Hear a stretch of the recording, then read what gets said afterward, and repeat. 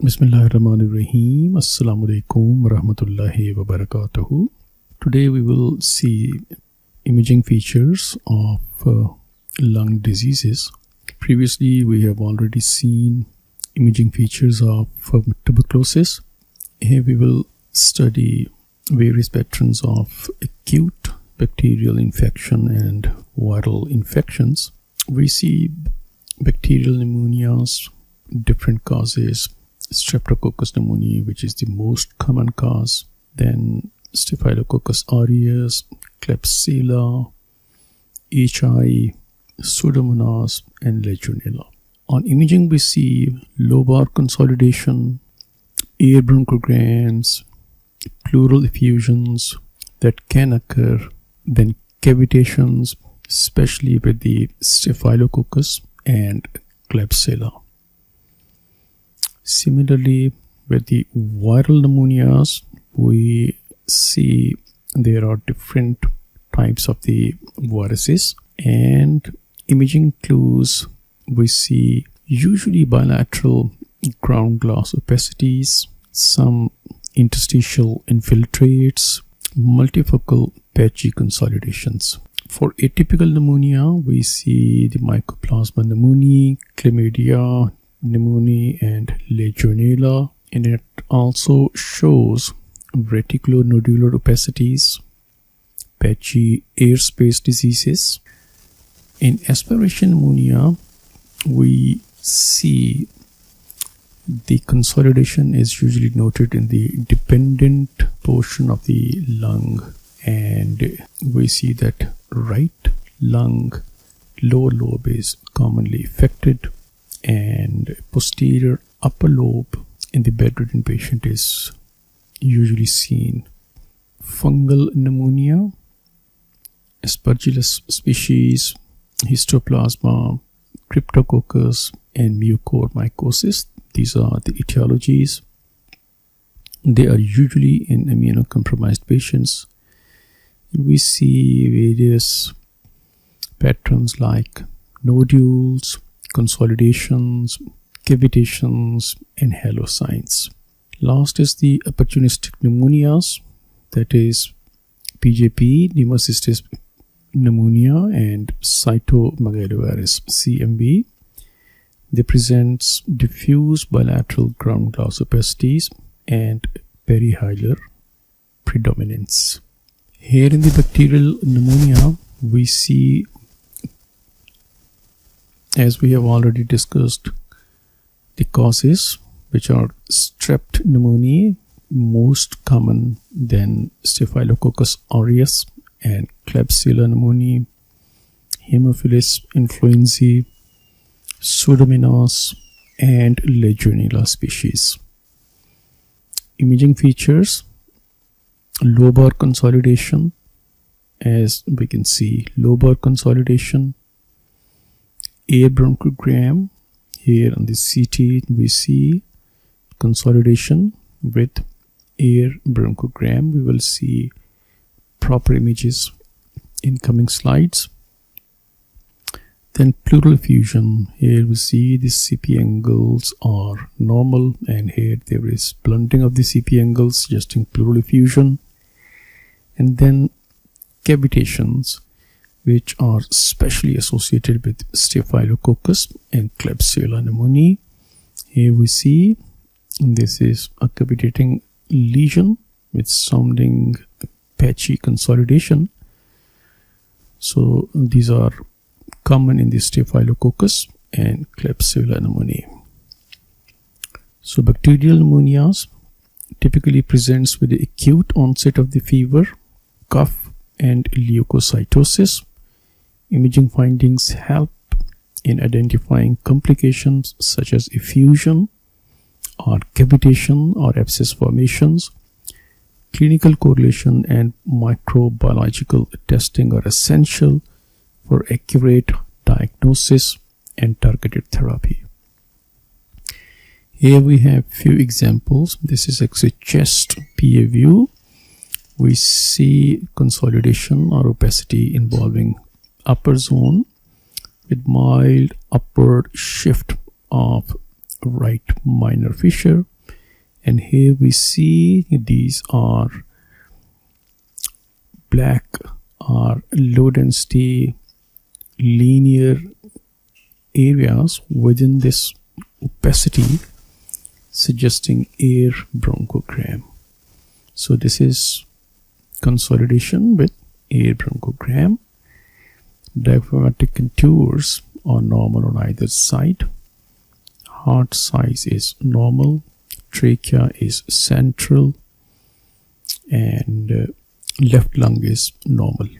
This is another example. We see consolidation or opacity, which is noted in upper and mid zone, and it is bounded by minor fissure on right side.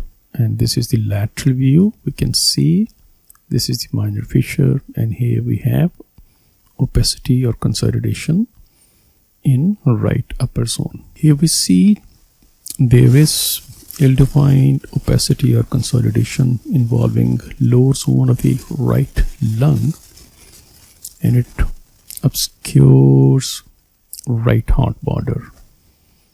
On lateral view, we can see this is a triangular density which overlaps the heart shadow. So this is consolidation in right middle lobe, and if we specify it more, it is noted in medial segment of the right middle lobe. So this is basically called Silhouette sign when opacity of any disease, either consolidation or any mass lesion, abuts with the border of any viscera in the lung or in the chest. It obscures the border of that viscera. So if consolidation abuts with the right heart border, the right heart border will be obscured. Similarly, if consolidation abuts with the diaphragm, the diaphragmatic border will be obscured. So this is called Silhouette sign. Silhouette sign. And here we see trachea is central and heart size is normal. Diaphragmatic contours are sharp. CP angles are sharp and clear. Entire the left lung is normal, and right lung upper and mid zones are unremarkable. This is the lateral view. We can see thoracic spine, and this is sternum, and here we see cardiac shadow. These are the diaphragmatic contours and triangular density which overlaps the heart shadow. This is another example where we see patchy opacity involving mid and lower zone of the right lung. Here there is a suspicion for developing cavity in this portion of the lung. Generally, right upper zone appears normal, while entire of the left lung is normal as well. Diaphragmatic contour on left side with left CP angle is clear. Here the right CP angle is bit indistinct. So this is consolidation in right lower lobe. Here we have another consolidation which involves right mid and lower zone.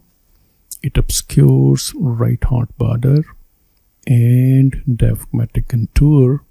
So this consolidation involves medial segment of the right middle lobe and basal segments of the right lower lobe. So Silhouette sign is positive, while there is right-sided pleural effusion. Here we see the diaphragmatic contour are clean and sharp. The left CP angle is normal. Left cardiac border appears normal, but here there is obliteration of the right CP angle, and this represents a right-sided pleural effusion, and there is some patchy densities in right upper zone as well. So this is the case of pneumonia with parapneumonic effusion. Here we see another example where we see that entire of the right lung appears normal, while there is diffuse shadowing or diffuse opacity involving upper and mid zone, including part of the left lower zone as well. Here we see this is trachea, left main bronchus, and these are the linear and branching low density areas within the lung parenchyma. These are bronchi containing air, suggesting air bronchogram. Here this is air in the splenic flexure, left hemidiaphragm, left CP angle, both are sharp. This is right hemidiaphragm and right CP angle, both are sharp and normal. Trachea is central. Here we see the left heart border is completely obscure. It means that disease involves left lung lingula. Here we see there is X-ray chest PA view. We see there is consolidation in left lower zone with developing cavity in it. Left heart border is clear, while there is obliteration of the left hemidiaphragm, suggesting left basal consolidation or consolidation involving basal segments of the left lung lower lobe. There is obliteration of the left CP angle, suggesting associated effusion. So this is the case of pneumonia with parapneumonic effusion. Overall heart size is normal. Here we have another example where ill-defined patchy consolidation is appreciated in right lower zone. Trachea is central, heart size is normal, diaphragmatic contour and CP angles are normal. Entire of the left lung is unremarkable.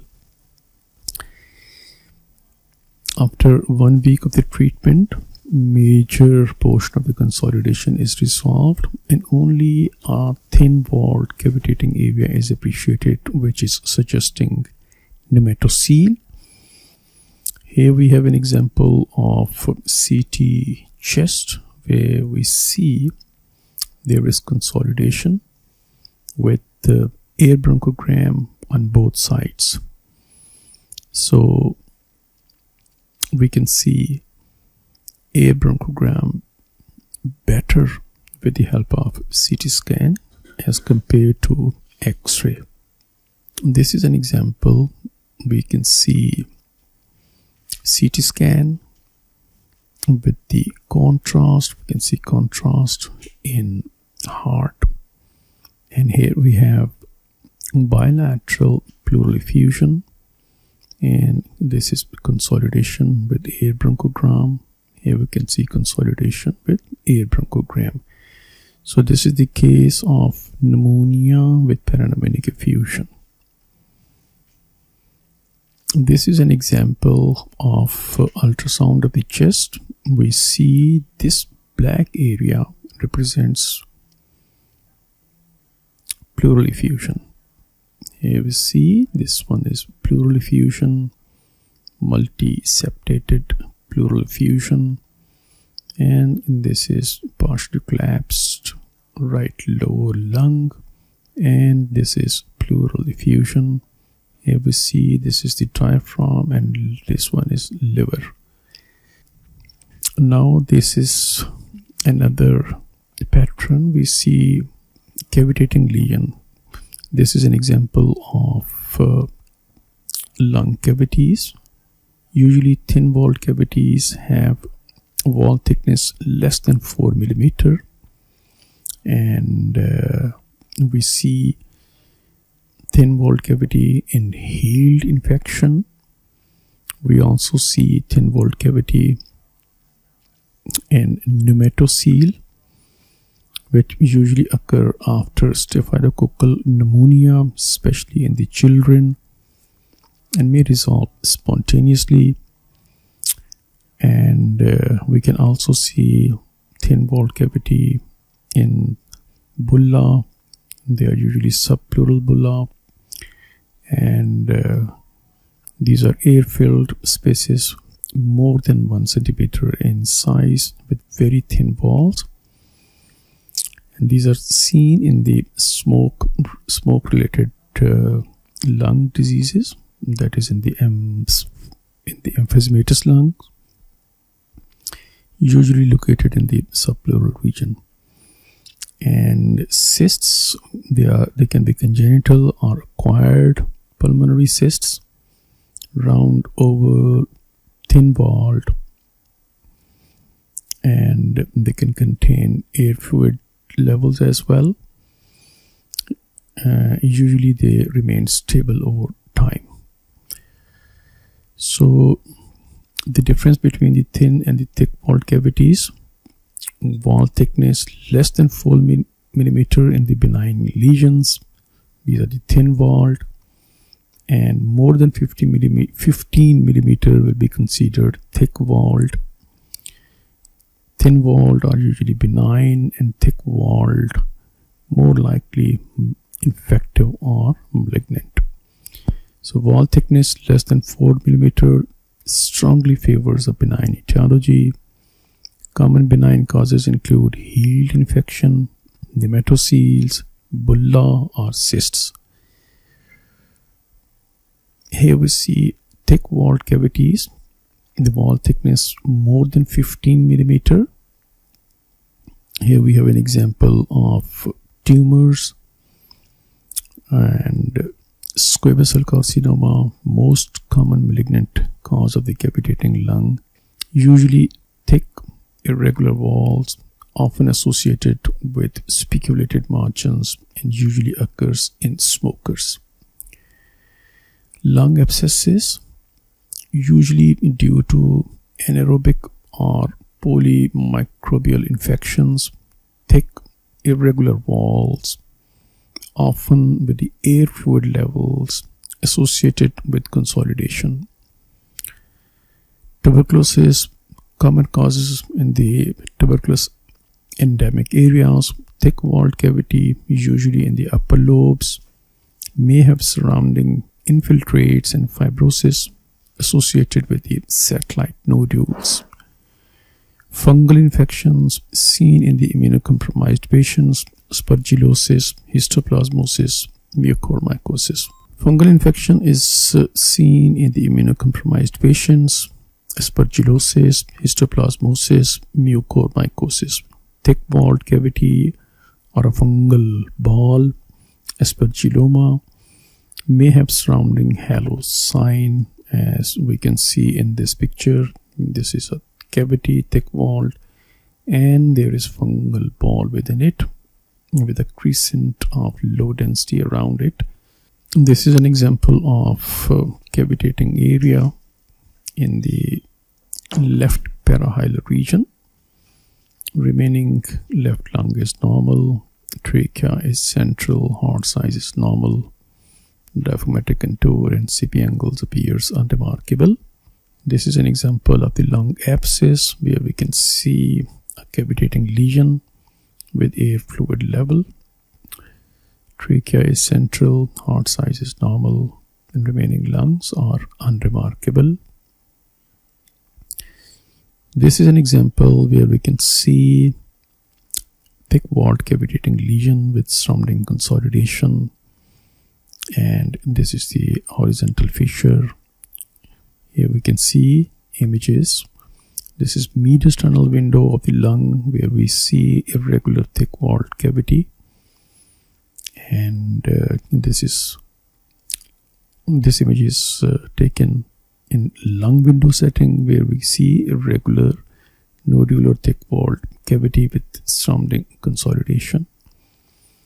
Adjacent left lung is unremarkable. This is the arch of aorta. This one is spira vena cava, trachea, esophagus. Necrotizing pneumonias and Klebsiella pneumonia.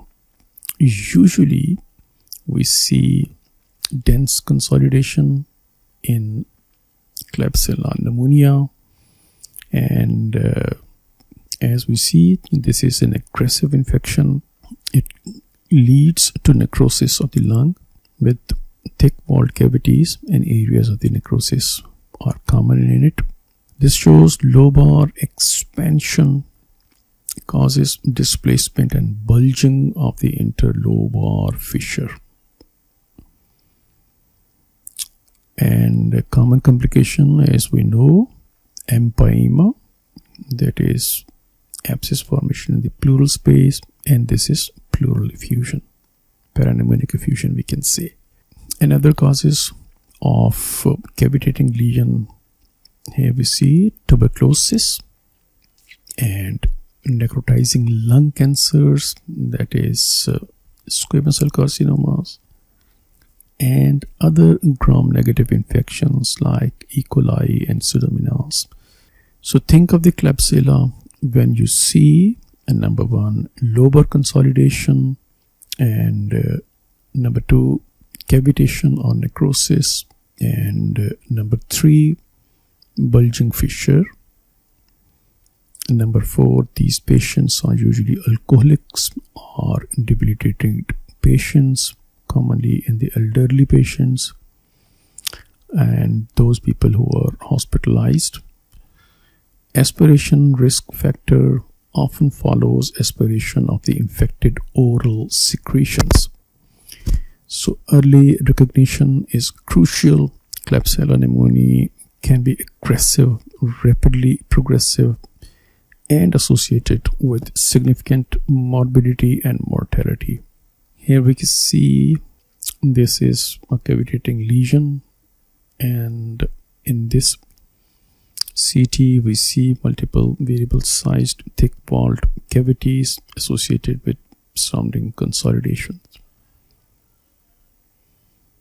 This is an example of irregular walled cavity in the right upper lobe with surrounding consolidation, and here we see this is another cavity with mild consolidation around it. So important pitfall, we see Klebsiella pneumoniae, if it is partially healed, it can give an appearance like reactivation of the tuberculosis, which also shows upper lobe cavitary lesion with surrounding fibrosis, and may have satellite nodules, tree and bud opacities. So systemic symptoms, fever, night sweats, and the weight loss. Positive TB tests, requires full anti-tuberculous therapy. So we have to differentiate, or we have to give differential with these two possibilities. If we see cavitating lesion with surrounding fibrosis in upper lobes. Thank you very much. In next presentation we will discuss viral pneumonias. Assalamu alaikum warahmatullahi wabarakatuh.